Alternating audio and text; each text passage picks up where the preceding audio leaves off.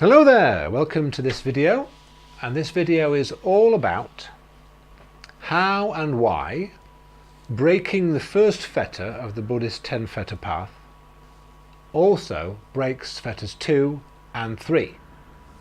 What those fetters point to and why exactly breaking the first fetter breaks the next two. So let's have a look at it. If we break the first fetter, what happens? Breaking the first fetter, we realize no self. We realize that the self is empty, that there is no inherent, real, independent self. And that becomes clear. The second fetter is doubts about Buddhist teachings, doubts about the Dharma. If we realize no self, then all the wealth of information that we have read about people realizing no self suddenly becomes clear.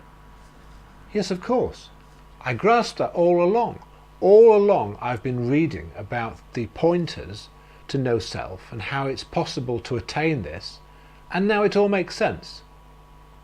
So from that point of view, there's no more doubt in the teachings, because the teachings all of a sudden make complete sense, and what the teachings were pointing to, you've attained for yourself. And then the third fetter is attachment to rites and rituals.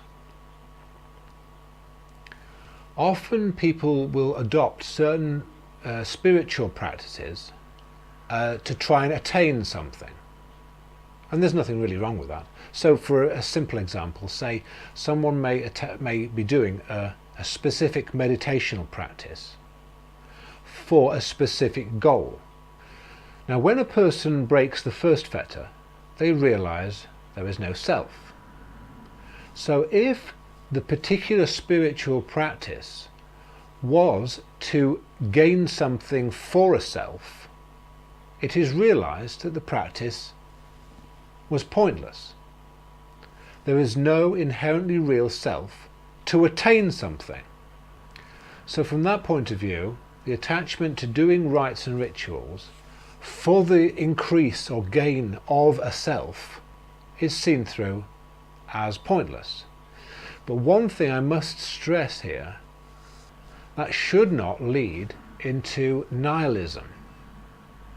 In other words, if you're doing a particular practice, there's nothing wrong with doing the practice of itself. There's nothing wrong with doing a practice, say for example, to calm the mind, or doing a practice because the enjoyment is gained from that particular practice. There's nothing wrong in doing the practice. However, if the practice is being done specifically for the attainment of a self, then that is seen through, because it is seen that there is no inherent self to attain something.